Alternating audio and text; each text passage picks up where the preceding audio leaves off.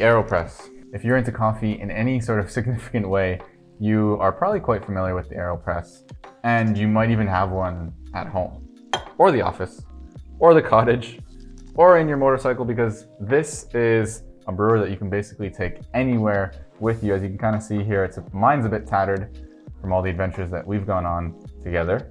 But that's not what this video is about. Today, I want to share with you some of my insights and a little bit about my experience competing in the World Aeropress Championship. More specifically, some of the mistakes that I made along the way and how you can potentially avoid them if you are thinking about competing in the AeroPress Championship either this year or in the future. And if you're not that familiar with the AeroPress, yes, there is a World Aeropress Championship to see who can make the best coffee with this little handful of plastic. It's amazing. So I'll explain to you very quickly how the whole competition works. Basically, as a competitor, you're given a bag of coffee to practice with, and then on game day, you are up there with one or usually two other competitors making an AeroPress with the same coffee, but different recipes. So you've got a few minutes to make your coffee, present it in front of the judges, and then the judges, they come over, they're off in a different place somewhere. It doesn't really matter, because it doesn't matter how you make the coffee, it matters how it tastes. So they'll come in, they're gonna bring the 3 different cups right here from the 3 different competitors. Judges, they use their little spoons, taste all the coffees for about 5 minutes or so until they have in their mind a winning coffee. They don't discuss it among themselves because it is a blind vote. It's a blind tasting.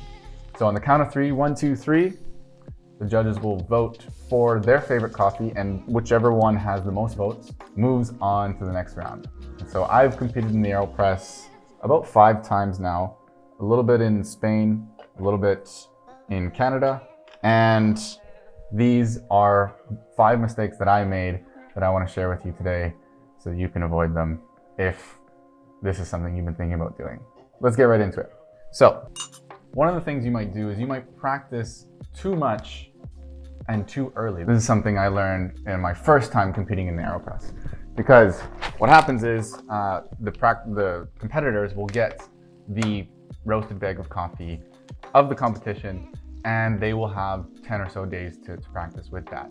And then they'll have to use the same coffee, and they'll get a new bag on the competition day, and then they'll use that to make their special recipe. But as you know, coffee changes over time. And so if you're getting one roast or one bag of coffee, it will change over the course of those 10 days. And so what I would encourage you to do is wait a few days. Maybe try it, maybe make a brew with a few of the beans, but wait until closer to the competition to really dial in and refine your recipe, because that coffee will be as close to that which you're going to be using on competition day. So wait a little bit, taste your coffee, and take your time. Another thing, which is hard to kind of frame as a mistake, but ignoring water, ignoring the type of water that you're using.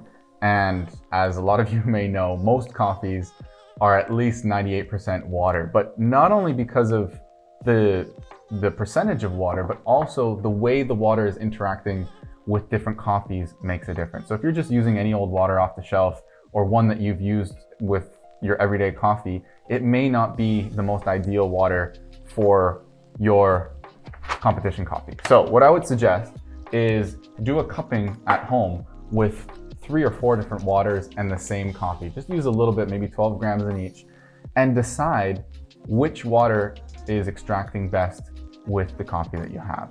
Choose between those and then develop your recipe from there. You might be using water that you bought from the grocery store, you may be filtering at home, or you might even be building your own with different minerals and things like that. But I'll leave that up to you, but I would suggest focus on the water. And then once you're up there on stage and you are scrambling to make your AeroPress in the designated amount of time, as I mentioned earlier, in front of a bunch of people, maybe a little bit nervous, don't forget to cool down your coffee somehow. One way could be grabbing a jar like this, or having your cup a little bit cold, or potentially even doing a cold water bypass if you make a stronger brew, and just make sure that your coffee is at a good temperature for drinking by the time that you put it on the judging table. It might seem obvious, but to drink coffee that is too hot, our tongues literally can't perceive all the complexities that are in this cup of coffee. So especially the judges, they don't want to burn their tongues. They don't want to drink coffee. They're drinking coffees for the whole entire competition. And so they're only going to select the ones that they absolutely love. And so when they're cupping, if it's too hot, and this is something that I have done and made that mistake in the past, is not cooling it down, then the judges won't drink your coffee and they're not going to choose yours. So make sure you cool it down in whatever way you can for a better chance of moving to the next round. So here is a little bit of an ironic one, and potentially even hypocritical, because the first competition that I ever entered for the Aeropress, it was a regional here in Catalonia.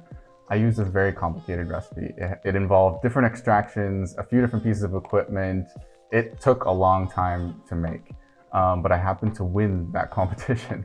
I have no idea how. In fact, I even changed the recipe slightly between rounds, changed the ratio and everything.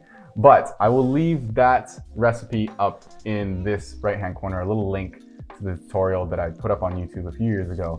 So you can go check that out. But that being said, I would recommend not to go too complicated. The reason why is you only have a certain amount of time to make your coffee. And of course, just like any coffee brewing, you want to make it as replicable as possible. So the simpler, sometimes the better.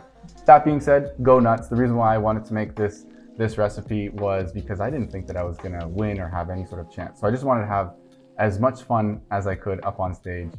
And I did. I had a lot of fun. The next 4 competitions that I entered, I lost first round. So maybe it was the complicated recipe that got me through the first time. It was probably a fluke. But maybe now you're thinking, okay, look, all the other things that you told us, if this one is not a mistake, maybe they're not mistakes either. And so that brings us to the last mistake or piece of advice that I would give you, is to not stress it out too much. It can be a very, very fun competition. In fact, it is a fun competition. It often involves a party, getting together with your friends, getting together with other coffee people in your region. Go in there, have fun.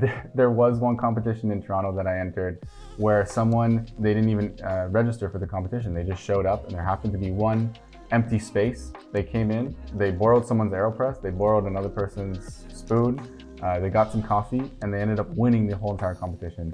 No practice, no preparation. So that being said, I'm not saying that it's all up to chance, but it is a fun thing to enter, and it is a fun thing to participate in. No matter what your skill level is, I would say go in there, try it out, and I'm sure you'll meet some really cool people along the way. So I would love to hear what your favorite AeroPress recipe is. I actually have my classic recipe, which I will also put up here. But that being said, I do want to hear about your recipe. So leave them down in the description. Tell me your favorite AeroPress recipe and tell me what you like about it. What makes your coffee with this recipe so distinct? Also, if you got anything out of this video or you're planning on competing in the near future, give this video a quick like. That really helps me out a lot. And if you want more content like this, of course, subscribe as usual, and I will see you in the next video, hopefully with a nice AeroPress coffee in your hand. Cheers, coffee nerds.